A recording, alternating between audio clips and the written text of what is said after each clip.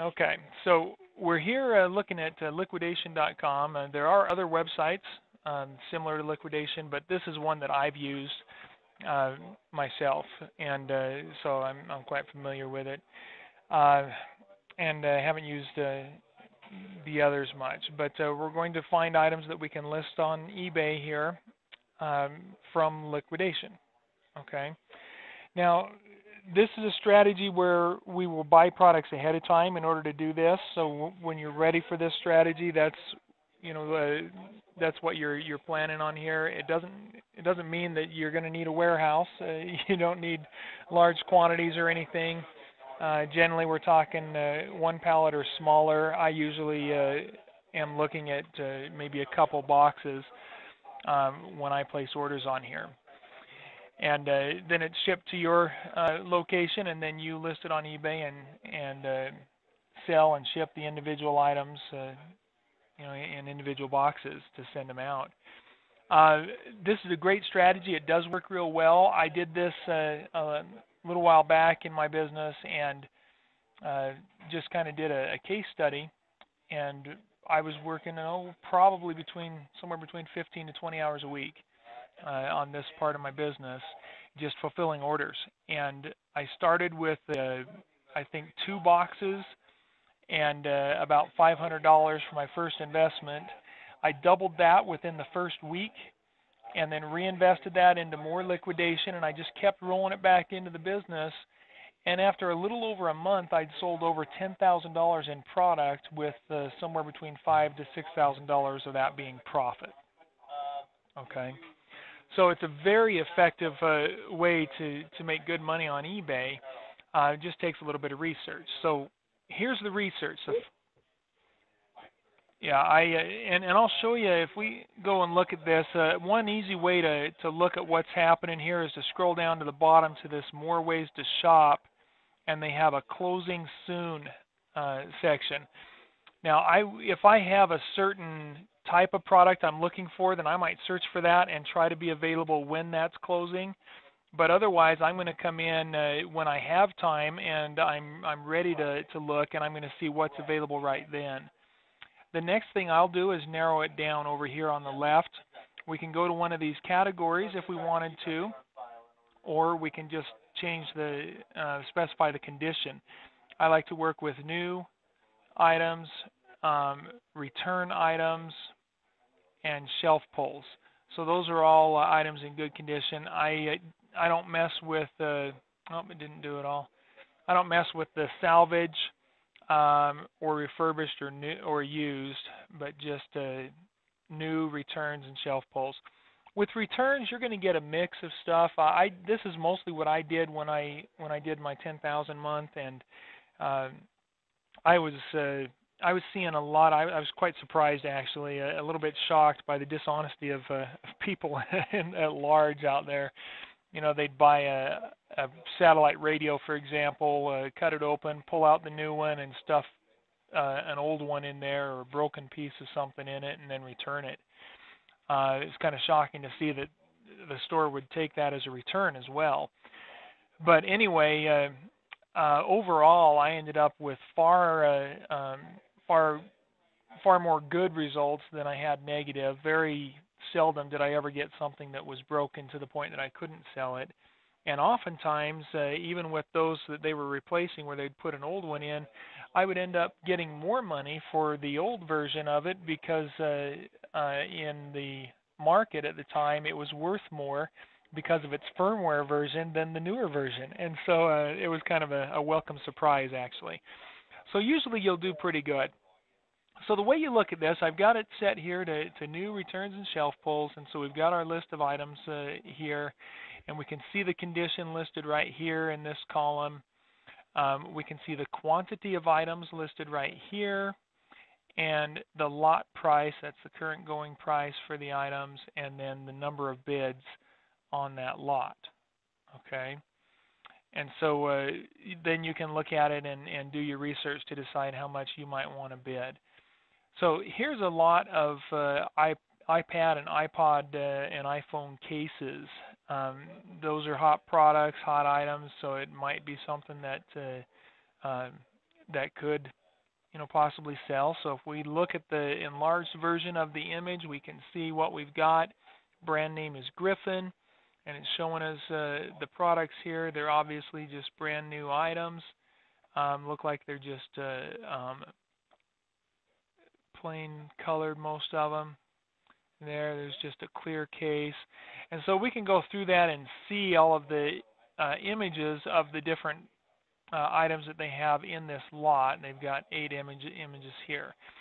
We can also see some of the other details of the listing. Here we can see the total bids. We can view the history, which if we do that, it'll show you those bidders. It doesn't show you the full bidder ID, but you can see there's bidding wars going on here. See, this person has bid multiple times. They came in and bid again and then again. This guy here, the top bidder, he bid once and then probably got automatically outbid because this guy had a higher bid. Yep, it says proxy over here.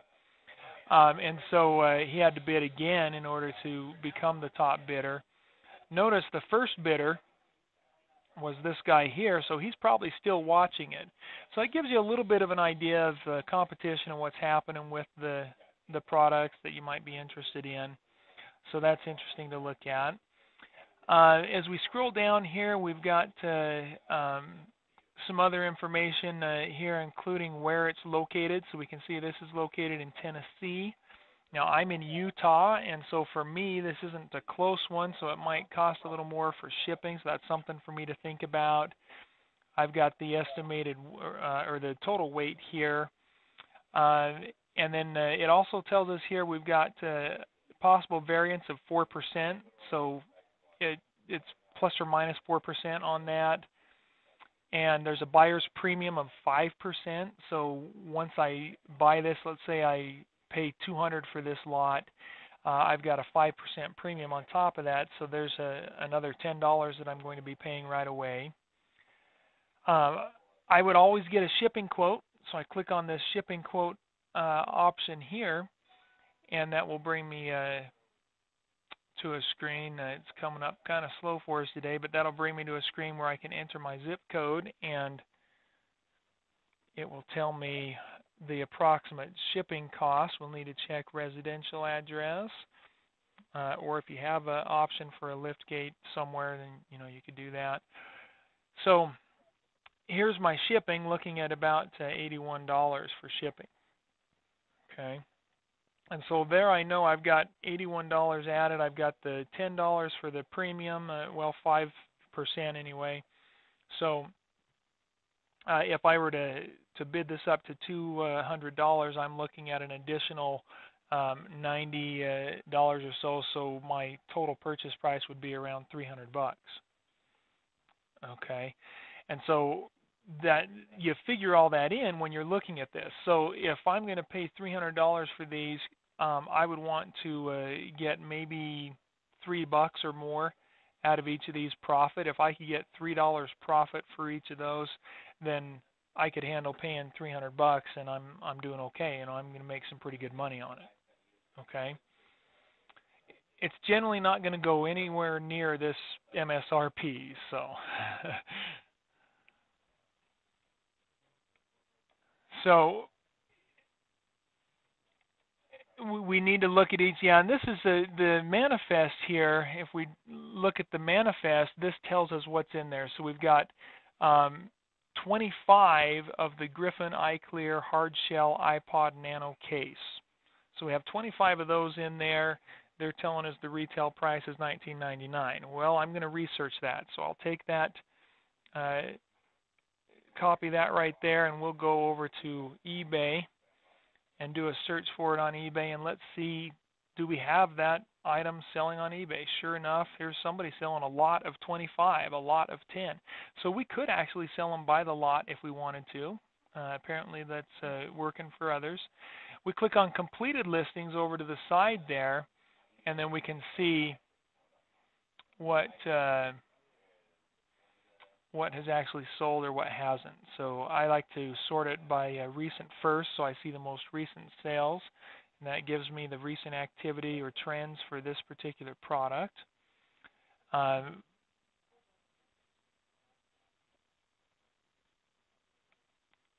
this, let's see here. The recent sales is just the completed listings right there on the left side. You click completed listings and it shows you items that have completed recently. And then at the top of that, you've got a sort by, and you can do recent first, oldest first, lowest, highest, nearest to you. I like to do the recent first there, so I have the most recent items showing. Okay, and so we do that, and we can see here's a single that sold for $2.99 with free shipping. That's going to cost me $1.50 or more to ship it. So not a lot of profit there. $3.95, $4.99, $4.99 again, and people are doing free shipping. So looking at this, I would say I'm going to be looking at maybe making $3 or $4 total on this. So we're looking at maybe $1 profit is all I'm going to get off of it. So if I can sell them for $3, I don't want to pay more than maybe $1 a piece, or $1.25 total cost. And so if we calculate that, bring up a calculator, and we've got 260 items, and if we're willing to pay $1.25, that's a total of $325. So that's actually fairly realistic. We could, if we could pay just under $300 for this lot, we're doing okay. We could probably make some decent money. We're more than doubling our money. So because we're looking at, if we're seeing, maybe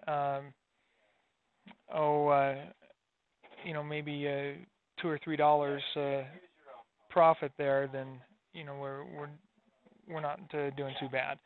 So that's how you research it. You want to look at all of the items and details before you make any kind of a purchase or commitment. So you research everything on that manifest. If you don't have a full manifest like this showing you all those details of what products are there, then you want to be wary about it.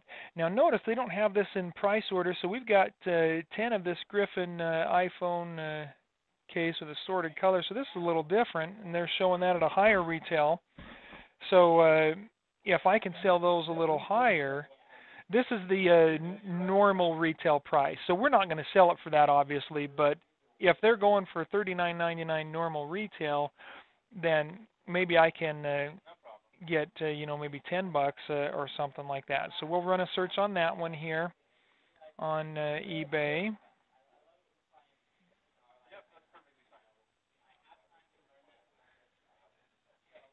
The retail price shown on the manifest is per item. So you want to just make sure that any items you're looking at, you research it thoroughly, you know exactly what you can expect. Make sure you're comparing brand for brand. And, some people are happy making 20, 30% profit. I like to look for 100% or doubling my money generally when I'm doing this. So whatever you're comfortable with, as long as you're profitable, ultimately that's all that matters. But if you have to get out there and compete for pennies, it makes it more laborious. So I would say if you can find something where you're doubling your money or better, that's generally the best stuff to work with.